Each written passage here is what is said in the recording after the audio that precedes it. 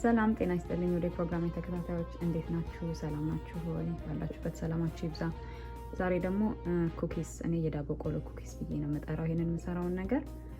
እሱን ለመስራት የሚያስፈልጉ ነገሮች ምንድናቸው? እዚህ ጋር ወተት አለኝ፣ አንድ ሲኒ ወተት አለኝ፣ አንድ ሲኒ ስኳር አለኝ፣ ውሃ አለኝ፣ ቫኒላ ኤክስትራክት፣ ቤኪንግ ፓውደር፣ እዚህ ጋር ደግሞ ናትሜግ አለኝ፣ ሁለት እንቁላል፣ አንድ ከግማሽ የገበታ ቅቤ፣ ከዛ በኋላ ዱቄት 2 ኩባያ ዱቄት አለኝ።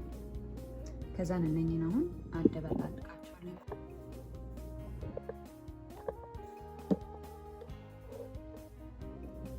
የመጀመሪያ ስራ የሚሆነው ሁሉንም ነገር መደበላለቅ ነው። መጀመሪያ ዱቄቱን አስገባበታለሁ። 2 ኩባያ ነው የተጠቀምኩት ዱቄት። ከዛ በኋላ ቤኪንግ ፓውደር፣ ከዛ ስኳሩ፣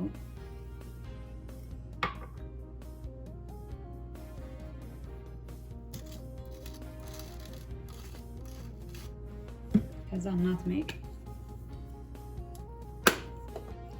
ከዛ ይሄንን እናደባለቀዋለን።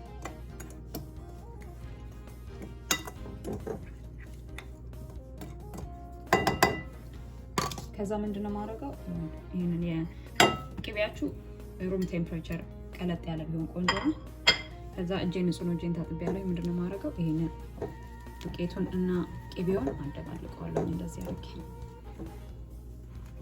ቆንጆ አድርጌ እንደዚህ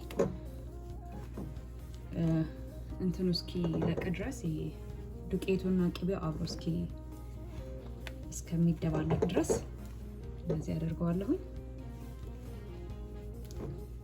በዚህ አጋጣሚ ደግሞ ሁሌ ቻናሌን በመምጣት የምታዩ ቪዲዮዎችን የምታዩ ኮሜንት በማድረግ የምታበረታቱኝ ቪዲዮን ሼር ለምታደርጉልኝ ሁላችሁንም በጣም ነው የማመሰግናችሁ። ለዚህ ቻናል አዲስ ከሆናችሁ ሰብስክራይብ ማድረግን አትርሱ፣ ላይክ ማድረግን አትርሱ። አስተያየት እቀበላለሁ። አስተያየቶቻችሁ ሞር እንድሰራ የሰራሁትን ደግሞ ምን ማሻሻል እንዳለብኝ ሁሉን ነገር እቀበላለሁ እላለሁ። እሱን አሳውቁኝ። አሁን እንደዚህ ቆንጆ ሆኖ ተስተካክሎ አብሮ ተቀላቅሏል። ምንድነው ማደርገው እንቁላሉን ጨምርበታለሁ። ከዛ ትንሽ እንደም እንደዚህ አቀላቅለውና ከዛ ወተቱን ጨምርበታለሁ።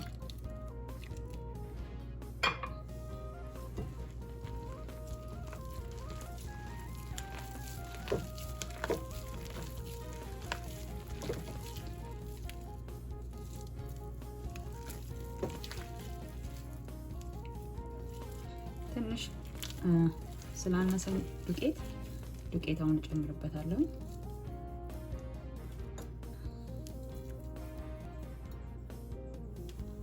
እሺ አሁን 1 ኩባያ ዱቄት አምጥቻለሁ።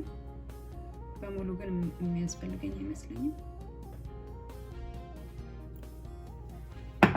ግማሽን ጨምሬበታለሁ። ከዛ ቫኒላ ኤክስትራክት አረግበታለሁ። 1 ማንኪያ የምትሆን የሻይ ማንኪያ የምትሆን። እናንተ የምትፈልጉትን አይነት ፍሌቨር ማድረግ ትችላላችሁ። የብርቱካን ፍሌቨር ከፈለጋችሁ የአናናስ ፍሌቨር ማድረግ ትችላላችሁ።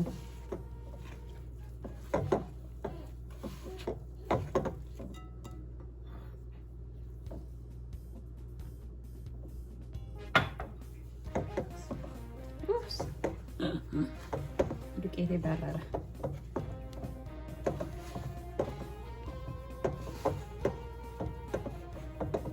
ስለዚህ ውሃውንም አልጠቀመውም። በቃ እንትኑ እንቁላሉና ወተቱ በቂ ሆኖልኛል። በእንቁላልና በወተት ብቻ ነው የሰራሁት።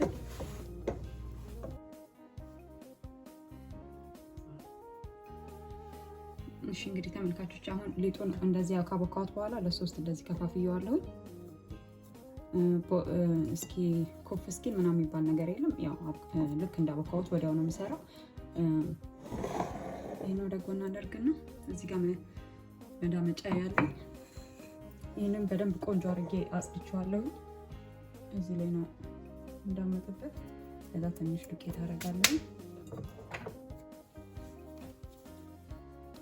ከዛን ይሄን መዳመጥ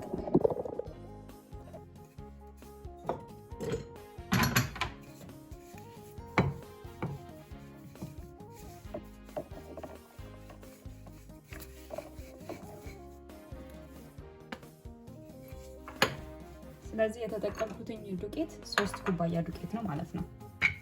3 ኩባያ ዱቄት ነው የተጠቀምኩትኝ።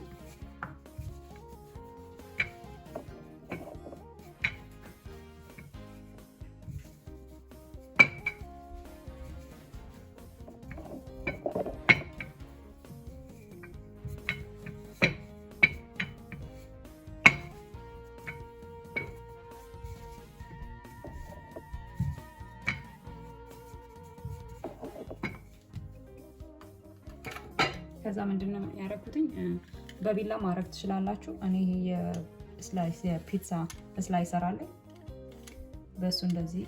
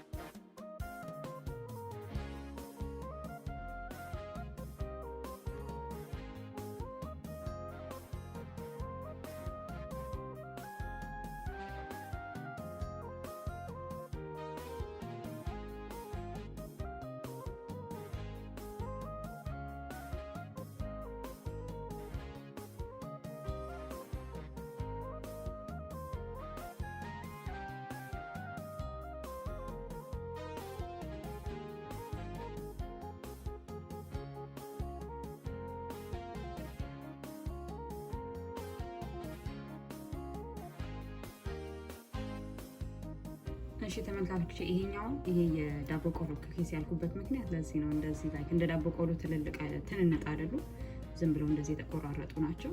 ሌላ ስም ካለው የሚያውቅ ሰው ካለ እንደዚህ ተደርገው ይሸጣሉ። ኩኪስ ነው የሚባሉት።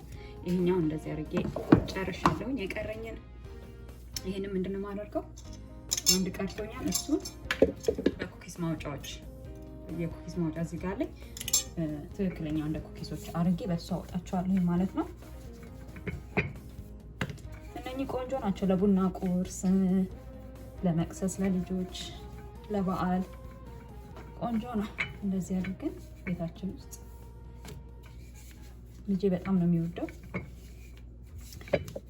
እና በዘይት ነው የምጠብሰው። በኦቨን ውስጥ አይደለም የማደርገው፣ በዘይት ነው የምጠብሰው።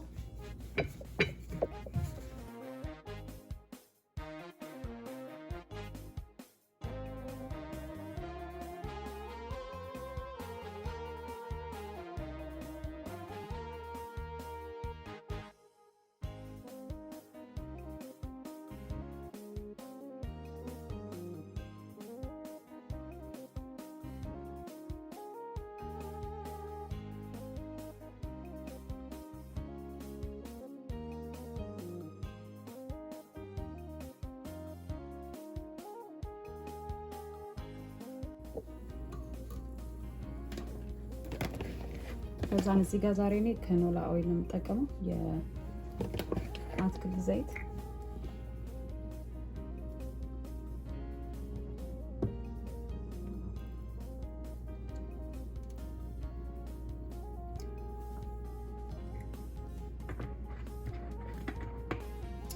ይሄንን እሳታችንን በጣም መጋል የለበትም። ያው ቀስ እያለ በመካከለኛ እሳት ሆኖ መጋል አለበት። ምክንያቱም ዘይቱ በጣም ከጋለብን ኩኪሳችንን ያቃጥልብናል። ስለዚህ እሳቴን በኤሌክትሪክ ከሆነ የምትጠቀሙት 6 ላይ አድርጌዋለሁ እስኪገል ድረስ። ከዛ ሲገልልኝ ሲዘጋጅ 5 ላይ አድርገውና በዛ ነው የምጠብሰው ማለት ነው።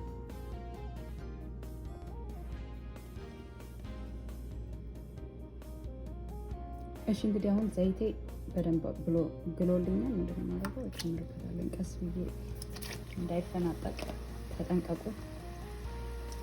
እንትን ቢኖረኝ ቆንጆ ነበር፣ ግን የለኝም። ቀስ ብዬ እጄን ሳላቃጥል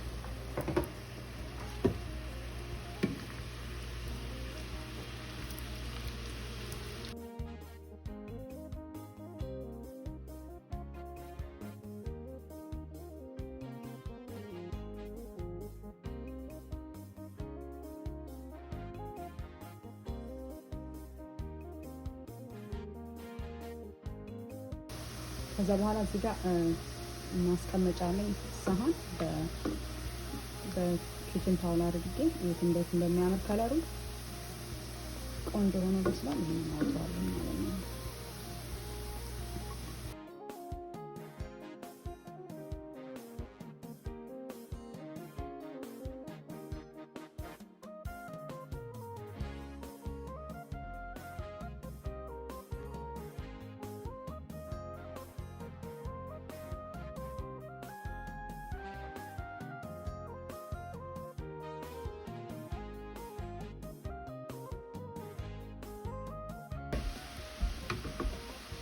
እንግዲህ ለኩክ ለመደረግ ለመብሰል 3 ደቂቃ 4 ደቂቃ ቢፈጅበት ነው።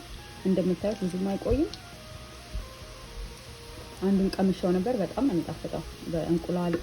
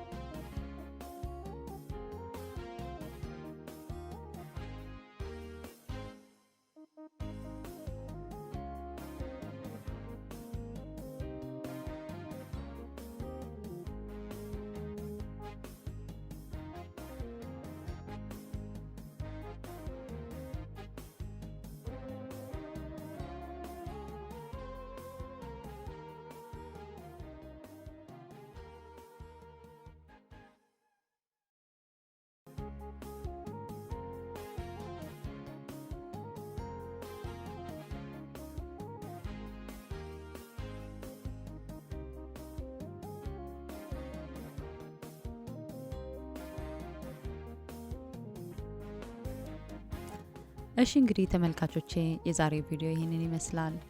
የኩኪስ አሰራሬ ይሄንን ይመስል ነበረ። እንደወደዳችሁ ታምናለሁኝ። እናንተ በቤታችሁ ሞክሩት፣ ትወዱታላችሁ። በጣም ይጣፍጣል፣ በጣም ቆንጆ ነው። ለቡና ቁርስ፣ ለመቅሰስ ይሆናል፣ ለልጆች ይሆናል እና ሰርታችሁ እናንተ ሞክሩት እላለሁኝ። ቪዲዮን ስለምታዩት፣ ስለምታበረታቱኝ፣ ሼር ስለምታረጉልኝ፣ ኮሜንት፣ ላይክ ስለ ሁሉ ነገር እጅግ አድርጌ አመሰግናችኋለሁ። ለዚህ ቪዲዮ አዲስ ከሆናችሁ ሰብስክራይብ በማድረግ የደውል ምልክቷን መጫን አትርሱ። ቪዲዮ ሁሌ እንዲደርሳችሁ። በሚቀጥለው ቪዲዮ እስክንገናኝ ድረስ ሁላችሁንም አመሰግናችኋለሁ። ባላችሁበት ሰላማችሁ ይብዛ። ባይ ባይ።